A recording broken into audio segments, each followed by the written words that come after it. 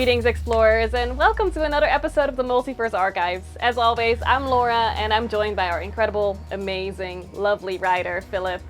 Do you want to say hi, Filip? Hello again! I'm very happy to be here, and thank you for the kind words, Laura. I've been looking forward to doing this again. Me too. It's been a minute. Yeah, the holiday period definitely got us all busy around here, but there is so much to talk about, and I'm so excited to dive into it. Me too. I am looking forward to it. Today we are going to be talking about some of the latest developments in the storyline because a lot of things are happening. So if you're not completely caught up, this is your official spoiler warning for pretty much everything until Season 3, Chapter 17, where we are currently at the time of recording. To give you all a little recap. The three factions are currently at war after Solus Crane declared his intent to take over the other factions, and only a few people, hopefully enough, decided to stand by the faction system and continue the Universal Council, and as of last week they are picking up with the votes as they always have, and it's been a ride so far. Do you think that's a solid little summary, Filip? That's excellent. It's been quite a ride, and of course, as soon as Solus Crane got started on this whole war thing, he thought he'd give it a try because why not? But as soon as he got started, we got into this long series of interludes which showed the war from many different angles, and both myself and Jason, we loved writing those, but it's really good to be back in the thick of it. I've been heavily involved with the last two chapters that came out, and I'm looking forward to giving you all a peek through the curtain. If you guys haven't checked out the interludes, they're absolutely worth reading. They are 10 shorter stories on a more personal level from all the different factions, where our explorers voted on the fate of individuals instead of the entire faction system. So highly recommend those, check them out. For the first time in 3 seasons, the factions are officially at war. The fragile peace we have alluded to for the past 2 years was actually really fragile. How long have you guys been planning this? Where did this start? Give us a little bit of the background info. Well, we've been planning for something like this to get going since Rowan's day, really. He was the original architect who eventually, I believe, saw a sort of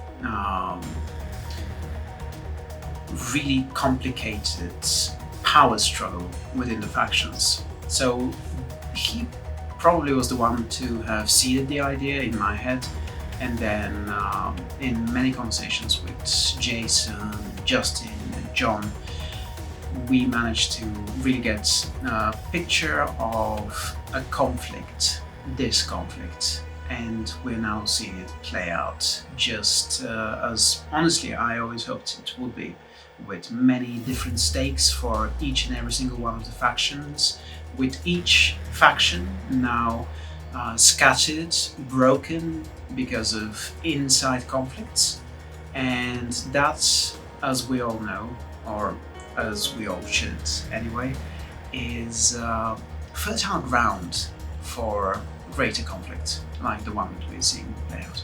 That's really fascinating, and it's very interesting to see that those tensions have been building up for a while.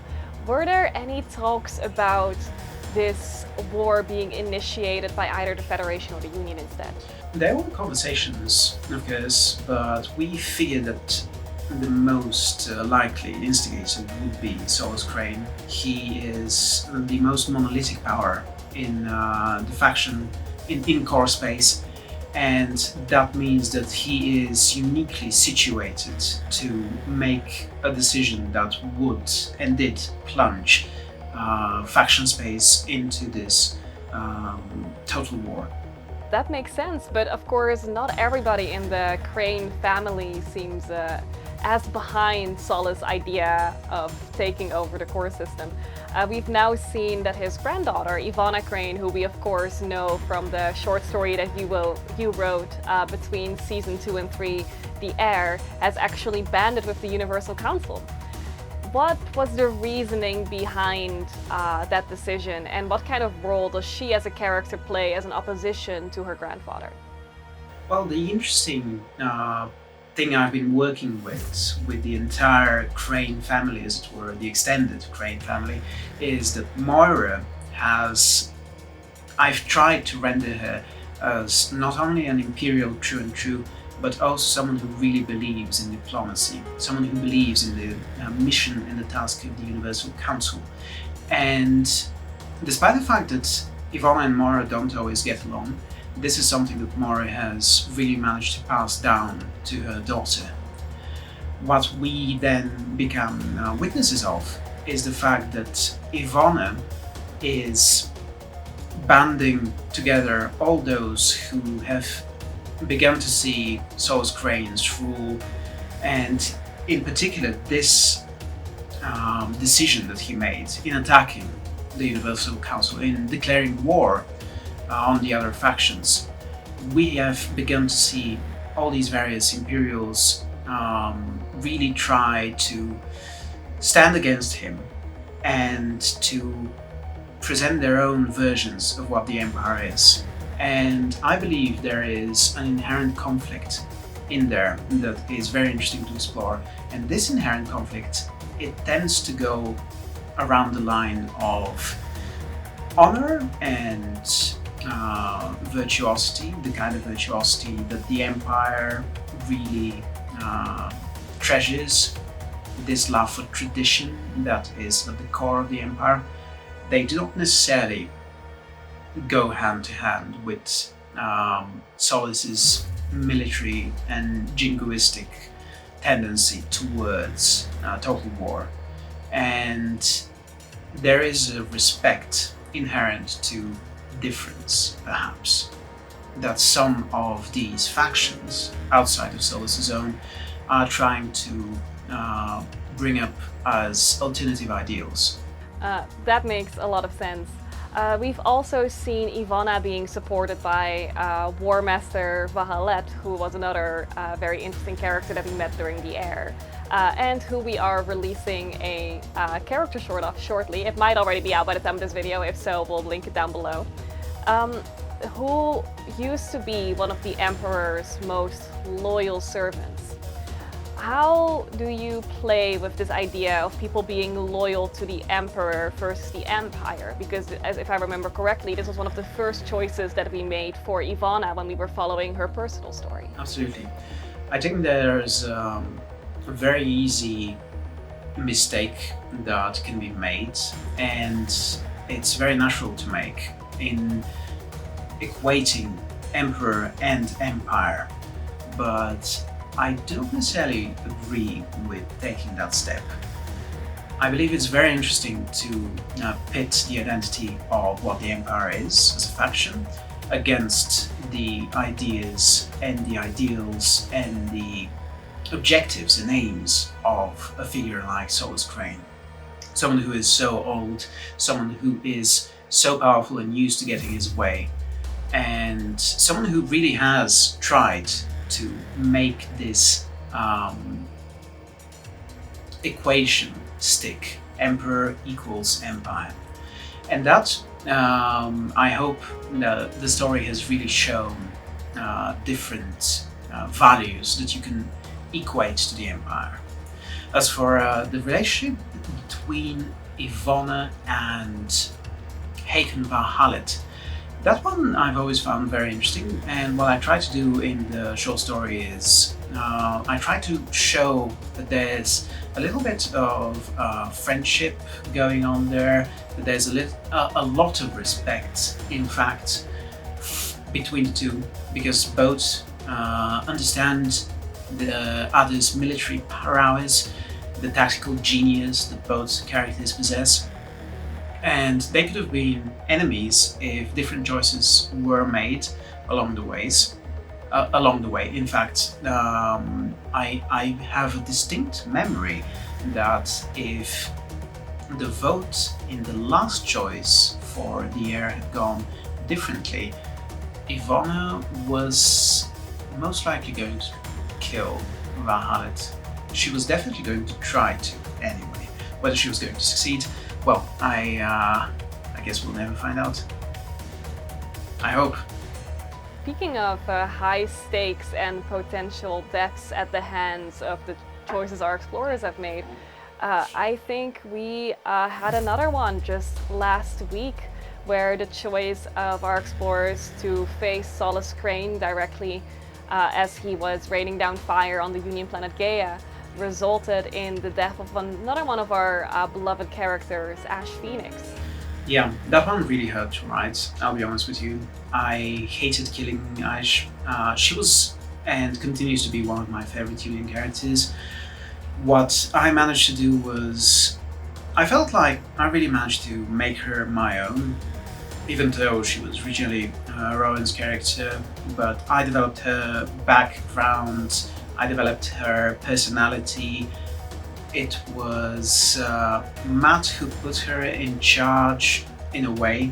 As much as anyone is in charge of the Union, Matt put her in charge of the Union when he was writing the first part of Season 2. But I really managed to flesh her out with the Lore Codex entries that I was doing. To kill her, it was difficult, but the choice that the audience made was a choice that had to have severe consequences. If you face the Empire as the Union, you're going to be hurt. You might accomplish much, you might accomplish little, but it's never going to be a good idea.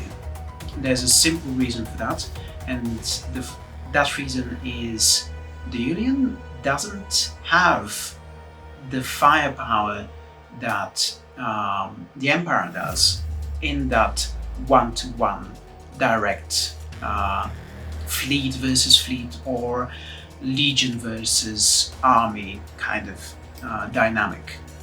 The Union's strength is in its ability to strike from the shadows in guerrilla tactics. And when the audience made that choice versus the choice to try and distract Solus Crane, I knew there had to be a consequence, and that consequence had to sting. And you know what I say, you eventually have to kill your darlings, and that's what I did. I'm gonna miss her. I think she was really a phenomenal character, but she's gone now, and we'll have to respect that. She was definitely someone who was very, very interesting. In case you want to know more about Ash's stories, not to constantly hype these up, but I do think they are a really easy way to get into more of the nitty-gritty of the PQ multiverse. We have a short dedicated to Ash Phoenix as well, with some amazing character art. And who knows, there's a lot more to her, and maybe we'll be able to drop some more tidbits in the future, which will be very, very exciting. I certainly hope so. Speaking of the Union as a whole, in the beginning of last season, we also saw some of this like internal divide there, where we had the conflict between Seraphars and Hunter Yin. So the only faction that we haven't really had like a clear split in is the Federation.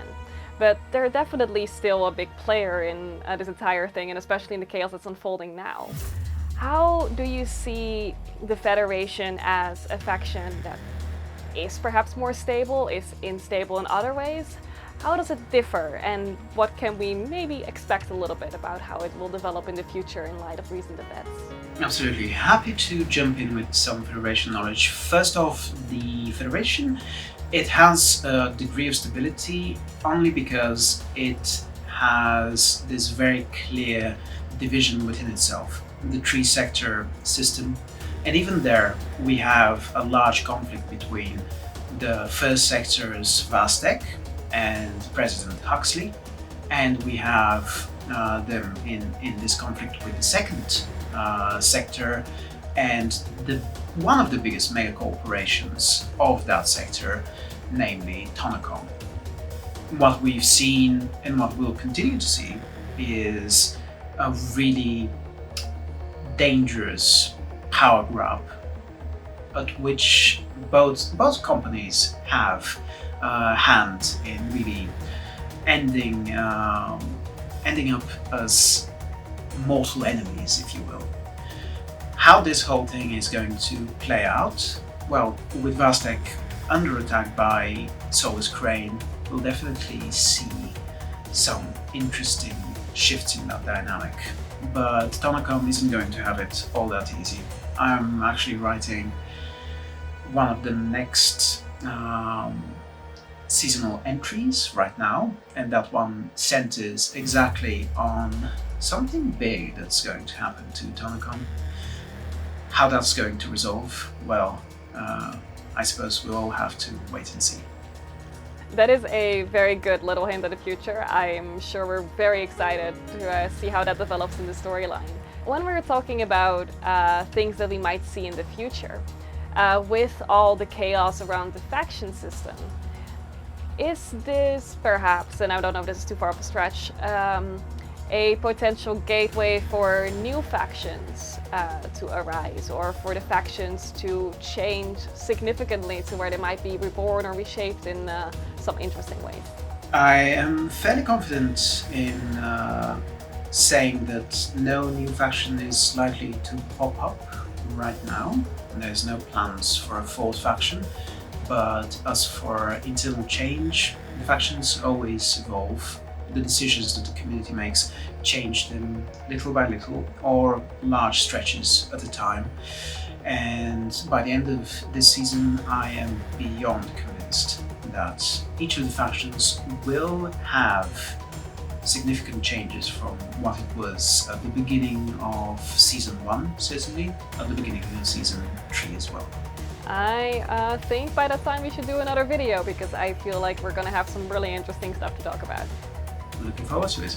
In that case, I guess I will tell you all to stay tuned for the next time Filip and I have a little sit down and we can talk about the consequences of all the choices you guys will be making in the next couple of weeks.